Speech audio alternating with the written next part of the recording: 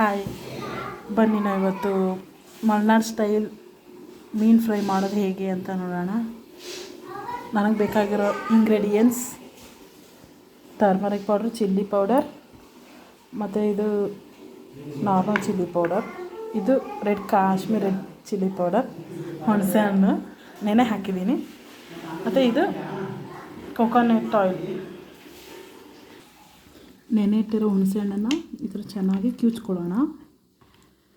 ಈ ಸ್ವಲ್ಪ ನೆನೆದೇ ಇರೋದನ್ನು ಸ್ವಲ್ಪ ಈ ಥರ ಮಾಡಿಬಿಟ್ಟು ತೆಗಿಯೋಣ. ಸಾಲಕ್ಕು ನಾವು 2 ಫ್ರೈ ಮಾಡೋದ್ರಿಂದ ಇಷ್ಟು ಹುಣಸೆ ಹಣ್ಣು ಸಾಕಾಗುತ್ತೆ. ಇದಕ್ಕೆ ಸ್ವಲ್ಪ ಟರ್ಮರಿಕ್ ಪೌಡರ್, ಸ್ವಲ್ಪ ರೆಡ್ ಚಿಲ್ಲಿ ಪೌಡರ್, ಚಲೋ ಆಯಿತು ಸಾರಿ, ಮತ್ತು ನಾರ್ಮಲ್ ಚಿಲ್ಲಿ ಪೌಡರ್,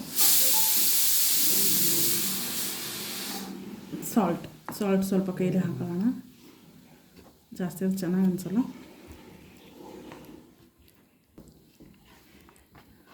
ಒಂದು 2 ಚಿಟಿಕೆ ಸಾಲ್ಟ್ ಹಾಕ್ಕೊಳ್ಳೋಣ, ಹಾಕಿ ಮಿಕ್ಸ್ ಮಾಡೋಣ ಚೆನ್ನಾಗಿ. ಇದಕ್ಕೆ ಒಂದು ಸ್ವಲ್ಪ ಕೊಬ್ಬರಿ ಎಣ್ಣೆ, ಸ್ವಲ್ಪ ಟೇಸ್ಟ್ ಬೇರೆ ಥರ ಕೊಡುತ್ತೆ, ಸ್ವಲ್ಪ ಟೇಸ್ಟ್ ಡಿಫ್ರೆಂಟಾಗಿ ಕೊಡುತ್ತೆ. ಈ ಥರ ಒಂದು ಸರ್ತಿ ಟ್ರೈ ಮಾಡಿ ನೋಡಿ.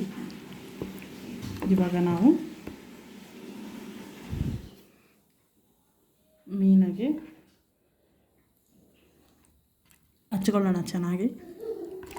ಒಂದು 2 ನಿಮಿಷ ಇಡೋಣ, ಸ್ವಲ್ಪ ಈ ಥರ ಹಚ್ಬಿಟ್ಟು.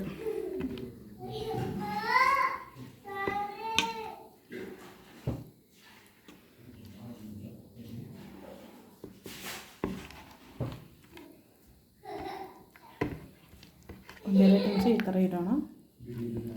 ನಂತರ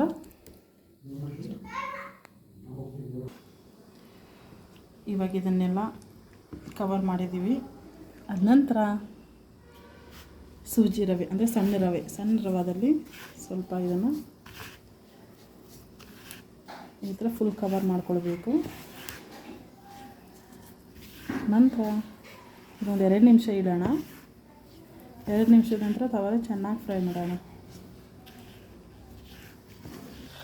ಇವಾಗ ತವಾ ಬಿಸಿಯಾಗಿದೆ, ಕೊಂಚ ಸ್ವಲ್ಪ ಆಯಿಲ್ ಹಾಕೊಳ್ಳೋಣ, 1 ಸ್ಪೂನ್. ನಂತರ ನಾವು ಕವರ್ ಮಾಡಿರೋಂಥ ಮೀನನ್ನು ತವದಲ್ಲಿ ಹಾಕೋಣ ಫ್ರೈ ಮಾಡೋಣ. ನೀವು ಆದಷ್ಟು ಈ ಥರ ತವ ಇದ್ದರೆ ಬೆಟರ್, ಏನಕ್ಕಂದರೆ ನೀಟಾಗಿ ಕವರ್ ಆಗುತ್ತೆ. ನಾನ್ ಸ್ಟಿಕ್ ನಾವು ಚಪಾತಿ ಮಾಡೋ ಥರ ತವ ತೊಗೊಂಡ್ರೆ ಅಷ್ಟೊಂದು ಫ್ರೈ ಆಗಲ್ಲ. ಇದು ಸ್ವಲ್ಪ ಬೆಟರ್ ಆಗುತ್ತೆ, ಇದರಲ್ಲಿ ಬೆಟರು.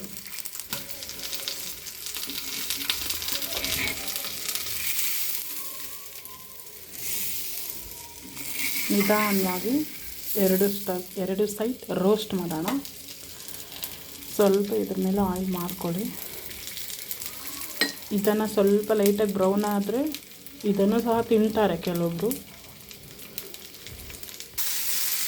ಇವಾಗ ಈ ಥರ ರೋಸ್ಟ್ ಆಗಿದೆ.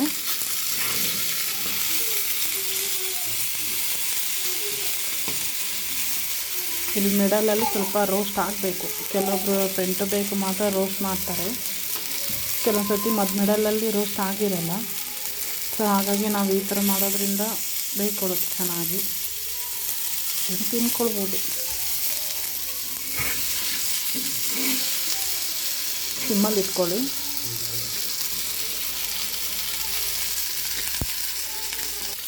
ಈ ಮೀನು ಫ್ರೈ ಮಾಡಿರೋದು ಬೆಂದಿದೆಯೋ ಇಲ್ವೋ ಅಂತ ಈ ಥರ ನೋಡ್ಬೋದು ನೀವು. ಓಪನ್ ಆಗುತ್ತೆ ಈ ಥರ ಎಲ್ಲ, ಓಕೆನಾ? ಆವಾಗ ಇದನ್ನು ಯೂಸ್ ಮಾಡ್ಕೋಬೇಕು. ಸೊ ನಮ್ಮ ಮೀನು fry Malnad type special ready. ಘಮ ಅಂತೂ ಸೂಪರಾಗಿ ಬರ್ತಾಯಿದೆ. ಟ್ರೈ ಮಾಡಿ, ಹೇಗಿದೆ ಕಮೆಂಟ್ ಮಾಡಿ.